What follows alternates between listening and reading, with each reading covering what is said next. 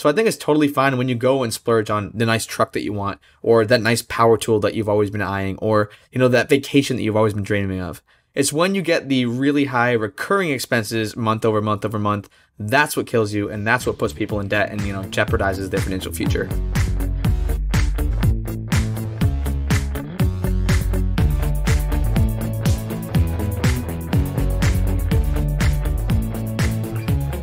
Welcome to The FI Show, where you'll get a behind-the-scenes look into financial independence. Here's your host, Cody and Justin. Hello, everybody, and welcome back to another episode of The FI Show. Today, we're going to have a little update on our lives. We're going to talk about this past week at FinCon, but before we get into that, let me check in with my co-host, Justin. What's up, man? Hey, Cody. Well, you should kind of know what I've been up to since we were both at FinCon together. But after you left, we did have a couple days between then and now, and that was basically just used for grabbing some new stuff for the house, unloading some stuff at the new house, and watching a grotesque amount of football. How about you? Well, you're definitely right about the beginning of the week, Justin. I pretty much knew your entire schedule because we were together the whole time down in Austin, Texas, but I ended up flying out on Saturday after a couple of the last FinCon sessions. Sunday was just a day to de-stress, decompress. FinCon was a lot, but it was awesome reconnecting with everybody. We're definitely going to reflect a bit on that in today's episode. And now I'm kind of fully rebooted, back to my normal old self, and actually reinvigorated. I was really inspired, and all the conversations, some of the sessions we went to kind of just take my businesses to the next level. And before we get into all that, let's take a quick moment for our partner. Keeping track of your net worth is one of the most important things you can do on your journey to financial independence. If you don't have an idea of what your net worth is, there's no way that you can keep your quote-unquote score. One of our favorite tools to keep this score is called Personal Capital.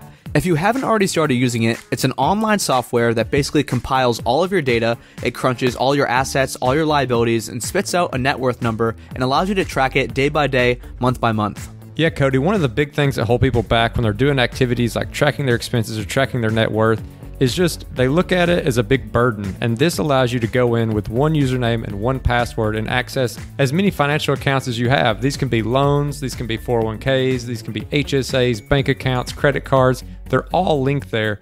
The other thing I really like about Personal Capital is it's very investing focused. So you can go in there and look at your allocation across your entire portfolio. So you don't just look at your allocation in one type of account, but your allocation as a person completely. And if you want to use the same tool that me and Cody use to track our net worth, which is completely free, you can do so at thefishow.com/PC. That's thefishow.com/PC. So Justin, a couple episodes back, you mentioned you got this free storage unit. You got like your entire house furnished for, I think it was around $3,000. And you're like, I'll tell that story in another episode. We're in another episode now. How in the world did you manage that?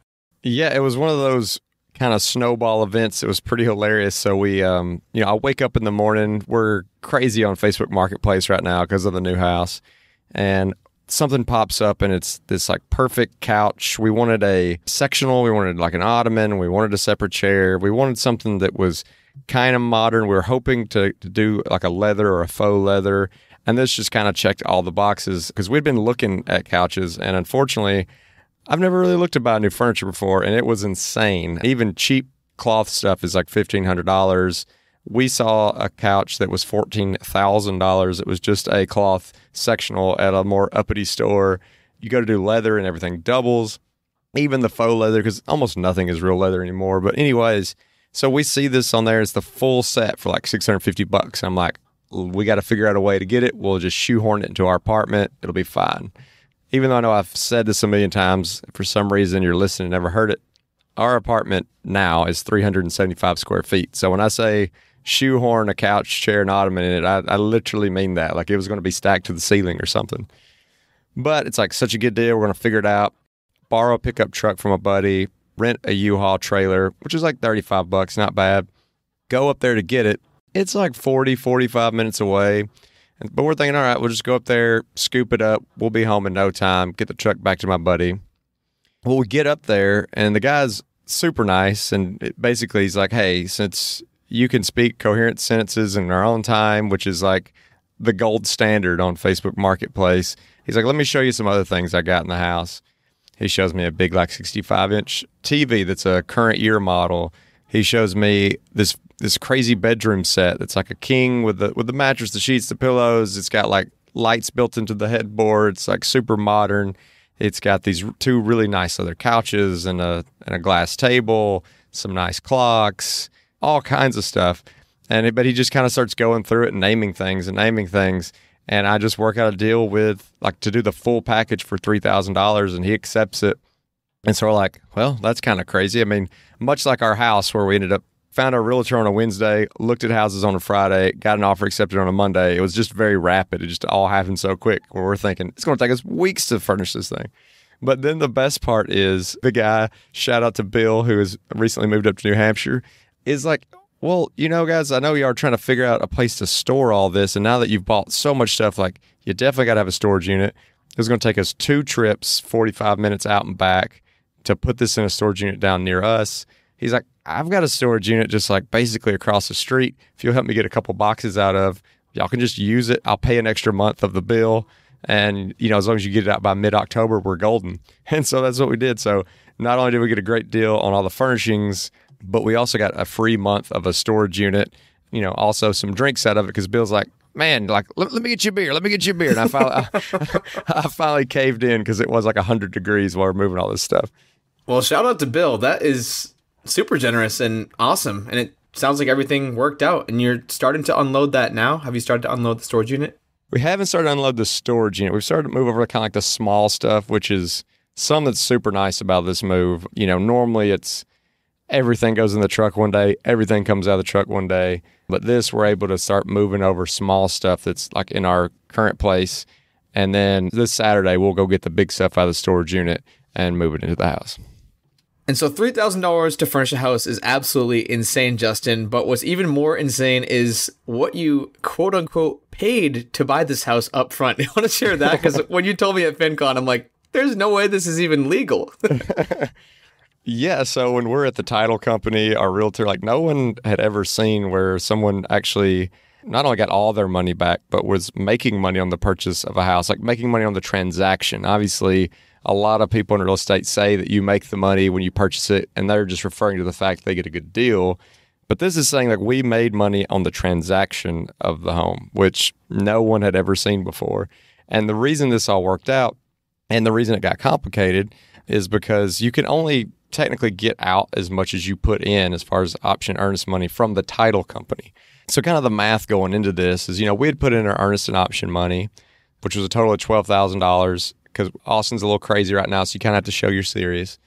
And I ended up getting to do the VA loan, which means you don't have to put any money down. And with interest rates as low as they are now, my philosophy is, slow roll it as much as you can, put as little cash into it as you can, extend the mortgage out as long as you can, because I believe that I'll make more money in the market than the 2.6% interest rate that I got on the house. So I'm obviously going to get all that earnest and option money back, but it costs money generally to buy a house. But because we found a realtor who was a family friend and gave us 1% of their fee back, that 1% back of that fee actually equated to more money than it cost to do all the transactional work to buy the house. And so it got really complicated at the end where they were having to just go ahead and put some money towards the principal of our house, give us all our money back. We had to get some money directly back from the realty company. Like, just like the title company's like, we can only give you $12,000 back. Like, so we got to figure out some way to get you the rest of your money. So that was pretty hilarious. And so what was that net number? Like, what was the final number that you made from the house purchase? I think it was like $1,675. So to those of you out there who have VA loans with realtor friends, this is something that's possible. I had literally never heard of anyone doing this before. Justin, I'm sure you're not the first person in history, but you're the first person in my immediate circle who's taken full advantage of the system. And it just seems like such a crazy, awesome opportunity to get your hands on some real estate. Yeah, I mean, no matter how many people we've had on the show about real estate, definitely learned a ton about that. And I think that's probably a great idea for us to do another show in the future where we go through all the real in-the-weed mechanics of buying the house, not just like sourcing the neighborhoods and that sort of thing, but literally the paperwork, the different stages, the different vocabularies that you need to know, just all that real nitnoid detail that I know I would have enjoyed knowing before I bought my first home, because I feel like I just got like a PhD in this process. Yeah, that will definitely have to be a future episode because I totally agree. When I first went into that home buying process, there was so many random little things that I just didn't realize I had to do, like paperwork stuff, physical stuff, and just so many other things that go into the buying process. But Justin, I kind of want to pivot here, and we did mention at the beginning of the episode, this past week, I flew down to Austin, Texas for FinCon, and it was just a few short steps or, a quick lime or bird ride away from your apartment. And it was just so reinvigorating, like I mentioned, to see all these people, to attend these sessions. And I had so many awesome takeaways. I'm just wondering what you thought of this year. It was definitely a bit different. Wasn't as many people as previous FinCons. There was a lot more virtual attendees. Some people couldn't even attend FinCon from other countries because of those travel restrictions. But all in all, I just thought it was an awesome experience. And I haven't quite had anything like that since FinCon back in 2019. What'd you think? Yeah, I mean, to me, FinCon is an event that I'm always going to go to as long as it exists. I can't think of a reason why I would ever miss it because, it's that one place where all these people that we get to meet online and get to build relationships with, we get to see them in person. And, I know you mentioned earlier, like it just really reinvigorates you to be around these people who are just so like-minded like ourselves. And I mean, like you mentioned, it was a little different this year. Obviously, COVID's made everything different. It was especially different for me because FinCon was in Austin and I live in Austin. And so I think anytime that happens, it makes you just kind of take things a little less like serious or whatever. Like normally I probably would have been, planning around it. It would have felt like more of an event because I would have been traveling to something. I would have been lining up other places I want to go see and whatever. But for me, it was like, like I'll cross the street and get over there when I get ready to. But super glad that I still went. Had a great time. Didn't have the big kickoff party that we normally do, but day two, it hit its stride. We had all the great happy hours and things that FinCon is known for. And I mean, if you want to get a bunch of frugal people excited, then just have an open bar and some free food, and you'll see these people get more excited than you've ever seen them in your life. Yeah, shout out to BlockFi for sponsoring probably the biggest, funnest party of FinCon, and they probably didn't budget for all the financial people who are looking to save a bunch of money as they should have. But yeah, I mean, it was a 4-hour-long open bar with awesome hors d'oeuvres too. They had really good food, and it was just a blast. Like I said, catching up with everybody. What I noticed was some different people this year, and this is something that didn't exist 2 years ago, was TikTok. And I thought it was really interesting, Justin, on Thursday night, we went to like this TikTok mansion, like the creator house is what they called it. It was all these TikTokers. It was literally people from like 18 to, mid-20s, just absolutely crushing it. Like, 3 million followers, 8 million followers, 1.5 million followers. And these are people who just kind of took TikTok from the beginning. They started, creating videos, creating content, and just gathering this huge following. And it was crazy to hear them ask us questions about like, audience retention, building an email list, how to monetize, how to build a website. These people have 3+ million followers on TikTok. They haven't built a website yet. They haven't figured out how to monetize. So it was just really interesting. And I think there's just so much new fun stuff in the space. So there's a lot of new companies coming in. I mean, I'm talking about social media right now, but there's a lot of companies kind of based around crypto. And there was none of those really back in 2019 when we went to FinCon last in Washington, D.C. Like I just mentioned, BlockFi, they were one of the biggest sponsors for one of the biggest events at FinCon this year. And so that was something that was really interesting and fun for me, was walking around the exhibition hall, getting to talk to all these new companies, see what they're doing, see what kind of the new stuff in the personal finance market is, not to mention the 6 t-shirts, 5 water bottles, 4 hats, and many socks and million business cards I got. But yeah, that was exciting to kind of just see what's going on in the personal finance arena, because it kind of always gives us a gauge of what we can expect over the next year, kind of ahead of the market.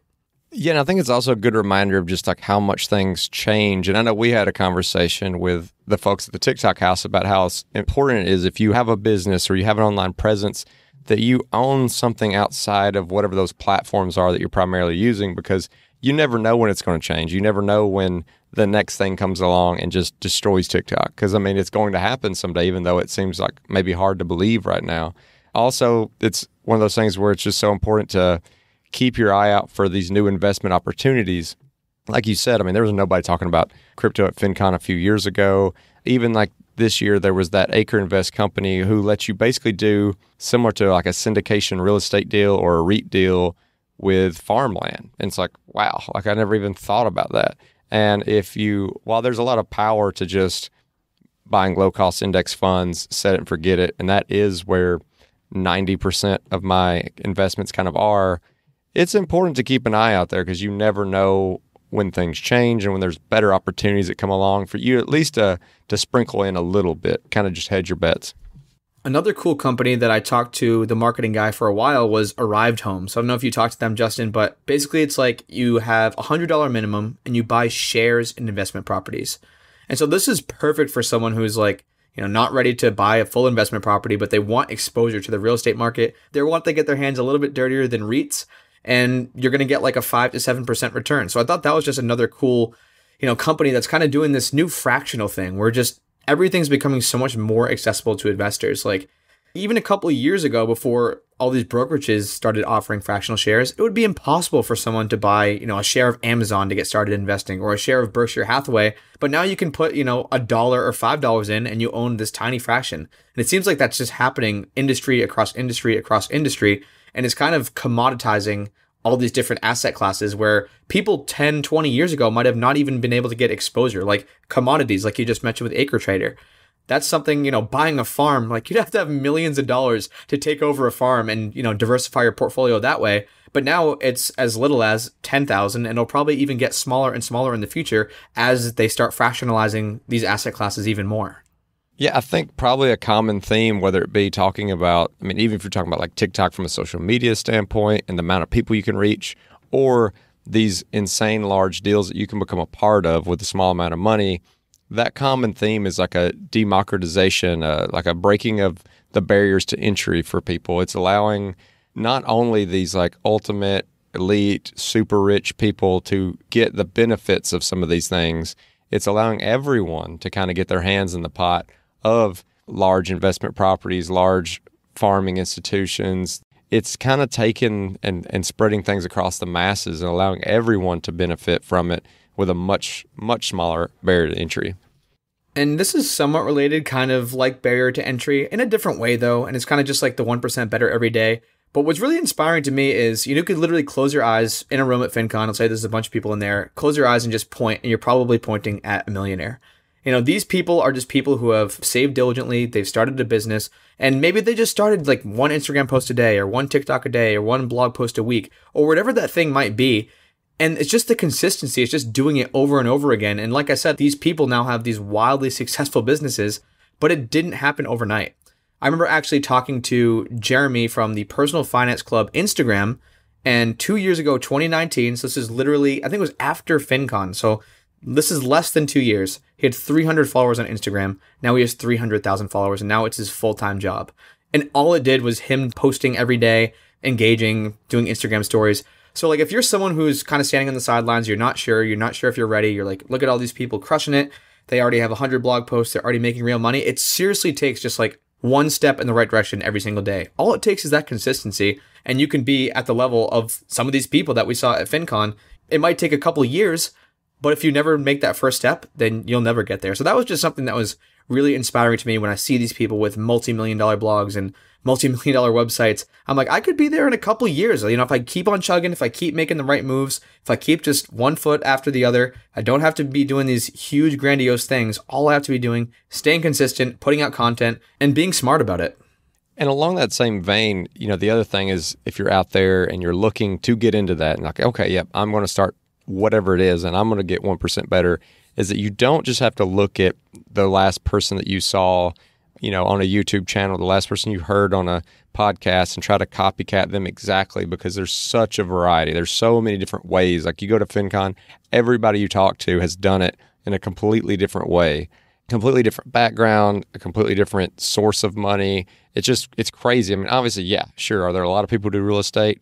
But there's 100 other ways that people are out there making large sums of money that have done it very much on their own. And it's just impressive. And I think it's one of those where, like, if you've heard something and it didn't really resonate with you, you don't have to force yourself into making money that way. There's going to be something out there that lines up with your aptitudes and your interests, and that kind of fits into the way you see in your life going.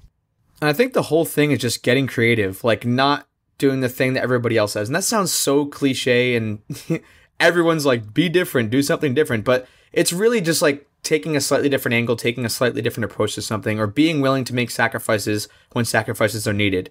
Because I know we're talking about content creation now, but Justin, you've literally multiplied your income by like a factor of 3+ over the past, say, 5 years. and you haven't really focused on entrepreneurship at all, but I feel like you've taken some like creative decisions and like some big leaps that other people might be scared to take to get to the position you're at. So I think no matter what it is, whether it's entrepreneurship or regular W-2 job, no matter what, like as long as you can get creative and figure out a solution that works for you, you can get to that end goal. Definitely appreciate all the hype you threw my way, but I got to hype you up because obviously you do a ton of great things with the entrepreneurial side that for whatever reason, I just never really stick with and get too deep into. But I know that you got inspired from some things you learned at FinCon, and there's probably some takeaways that you're going to focus on your businesses. Like, what are some of those? One of the biggest ones was that I need to focus more on organic traffic. So for the courses I have in particular, most of our stuff comes from affiliates. We do paid ads as well, but I am just dropping the ball on getting Google search traffic through YouTube. And I went through a couple of great sessions about just like having an organic traffic strategy. So that's something I'm definitely be working a lot on, is just making really high quality content that will get people into my ecosystem, and then ultimately we can funnel them down to sell products. Another thing that was really interesting was just working with brands. I know we've done a bit of it. You guys hear sponsors in the podcast, but we just haven't done a good enough job with outreach. And I went to this one session. I'll give them a shout out. It's David and John from Queer Money Podcast. And they have just done a phenomenal job. They've been signing, multiple 5-figure deals with major brands, and, their podcast downloads are super similar to ours. And I'm like, maybe we're just not doing enough outreach. So actually, literally today, I worked on a new brand kit that we can, present to these companies and start to be more legit and legitimized. So I'm excited for some partnerships down the road. I know there's a lot of awesome companies in the personal finance space that I would love to work with. And I know that we'd love to work with on the Fi Show. There are a lot of garbage ones. Justin and I do get quite a bit of emails from, you name it, so many companies that just seem so spammy that want to work with us and sponsor the show. And that's not for us. So what we're looking for and what we're definitely going to be focusing on, and I'm just so reinvigorated by watching this presentation that these guys put on, is finding some awesome new partners for this year. So that's another thing I'm excited about, another thing on my to-do list. And Justin, I'm not going to throw you under the bus on this, but FinCon, most of the sessions are about making wise financial decisions, saving money, not making crazy purchases. But you mentioned a purchase to me when we were at a coffee shop at FinCon, and I was like, there is no way Justin is serious about this. You want to try to convince me that this is the right move? Yeah, let me do the best convincing I can. This is the same way I guess I would probably talk to my own self when I'm trying to convince myself that this is okay to do, right? Because I think as anyone, when we want something, we're very convincing to our own selves, which I also fully understand that as much as I get destroyed at times on the internet for how frugal I am, now I will get ultimately destroyed for not being frugal enough anymore. I don't know where the happy medium is, but apparently it's a very tough needle to thread. So what I plan to be doing, and hopefully I'll actually be getting my hands on it in the next 6 weeks or so, is buying not only a brand new vehicle, but a brand new full-size pickup truck, which I would think most people would think is definitely not frugal. Definitely, if you're doing it, it is only because it is just a pure enjoyment purchase. There's no way that it could be financially sound. I want to make a little argument. This specific situation is going to be a worthy experiment. And I say experiment because the idea that I have is I think that I can own this truck for a year, and if it does not meet all my expectations and I don't think it's worth it, that I could actually get out of the truck and not have spent any money. Now, how I think this will work is a couple things. New full-size trucks like an F-150, a Silverado, things like that, they have great resale value, especially when they're fairly new. Different vehicles depreciate at different rates. And right now, with all the chip shortages that have happened with COVID, used car prices are like at a premium. I literally could not get a 2019 with, say, 30,000 miles on it for much cheaper than I'm going to get this truck. And when I say this truck, the cool thing about this truck is that I found a dealership who was willing to do 3% below invoice. Now, not 3% below MSRP, 3% below invoice, which is lower than MSRP. And in today's current environment with the chip shortage and everything, there's actually a lot of dealers who are marking up things like full-size trucks are in high demand over MSRP. I test drove a truck where they wanted $5,000 over MSRP. And so you take a truck that not only are you getting an MSRP, but not only are you getting an invoice, which is lower than MSRP, you're getting 3% below that. And a lot of people who study the prices of vehicles, think two things are going to happen. They think that commodity prices have went up, which, you look at the price of wood, you look at the price of anything, steel, the prices have went up. So they forecast that the price of a new vehicle next year is going to go up more than usual.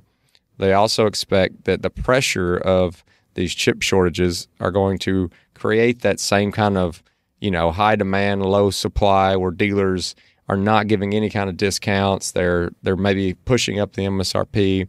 The used market stays really high. So the way I look at it is I've got a vehicle that I've gotten cheaper than you generally could get one new. You've got market conditions that are going to make that resale value as high as they ever would be for hopefully the next 18 months, but at least the next 12. And that gives me this perfect storm of where I feel like I can buy this truck, drive it for a year, and if it literally is a game changer and I love it, then fine. I've hit some financial milestones that I feel like I can kind of take the foot off the gas. But if it really was what, I was just kind of itching to try something new and this didn't make that big a difference, then I'll sell it for what I bought it for. The other cool thing about it is getting to build the vehicle exactly the way you want it. So it's one thing to get a brand new car, but most of the time people just go to a dealership and they're like, man, I was really wanting the leather interior in charcoal gray. They get there and it's like, okay, we got a red one with the leather interior, or we've got the charcoal one with the cloth interior, and you just can't find that exact thing you want with every little detail the way you want it. But I don't know why I never thought of it. You can just go online and build the truck to the T the way you want it and print out the PDF and send it to the dealership of your choice, and they order it for you. So I don't even know why people go to dealerships and buy cars now that I think about it, unless they're just so impatient that they're like, it is not worth me getting what I want to wait a few weeks, which is it's just insane to me. But so, yeah, I'm learning tons about whether it be buying the house, buying the truck. I've just learned so much, and I'm kind of challenging myself to reassess if there's certain things that I always thought were such a terrible financial decision, there's no way I would ever do it, to saying, maybe I was being a little overly restrictive. Maybe there are things, if you're creative, that you can figure out a way to do and not get too upside down on it. Sorry, that was a long response. So I was right. All about the creativity, huh? It's all about the creativity. Well, I wasn't really knocking into the beginning there, because I know actually a while back, I don't know when the last time you mentioned it was, but you hit FI. What was the official date? It's probably in January-ish. And so I remember, back a couple dozen episodes ago at least, that you say, once you hit FI, you're going to work an extra year, or maybe a year and a half or 2 years, and you're just going to maybe have a year of spending. Is this that year of spending for you? It's definitely much more spending than I would normally have. I don't foresee a world where my savings rate gets probably not even under 70%, definitely not under 60%. So it's crazy that even on these years where it's I'm trying to spend as much money and buy all the things I would want, that I am still increasing, the amount of money that I get to spend in retirement. I'm still saving a lot of money, and I'm still at a savings rate that would actually give you a fairly short professional career in the first place, even though I'm already financially independent. So yeah, but it's also giving me opportunities to maybe invest in some things that I wouldn't have normally invested in, not only from buying physical things like some nice tools and a truck and a house and whatever, but there might be some other syndication type deals, might be something a little more risky that I'm just willing to take a couple home run shots at now that I'm past the hard part. I've put in my work, I've put in my time, and now it's time to start kind of playing a little bit. As long as I'm making decisions that don't,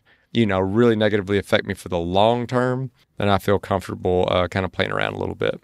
Well, I can definitely resonate with the, trying to get out of that frugal box, because a purchase I just made recently that I have literally been going back and forth for months. And my girlfriend Lauren was like, just buy it, just buy it, just buy it. Week after week after week. Finally bought a new snowboard after 11 years with my old one. And that thing was beat. The bindings were shot. I had to always just jerry rig it with repairs.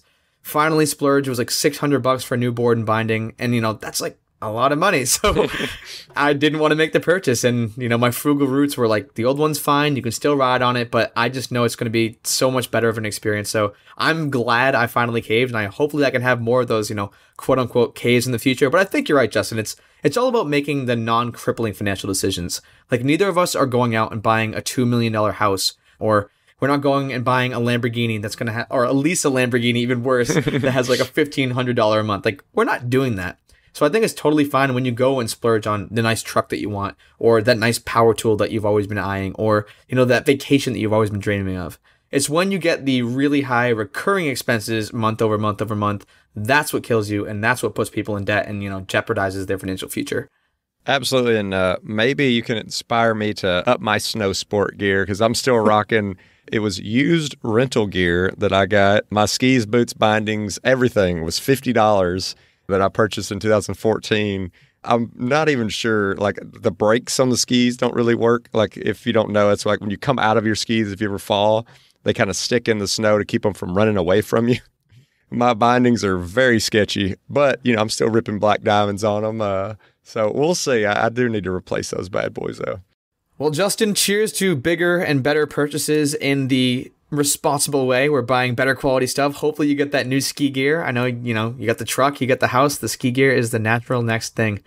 And if you guys enjoyed this episode, you want to get a quick summary of what Justin and I talked about today, you can do that at thefishow.com/FinCon21.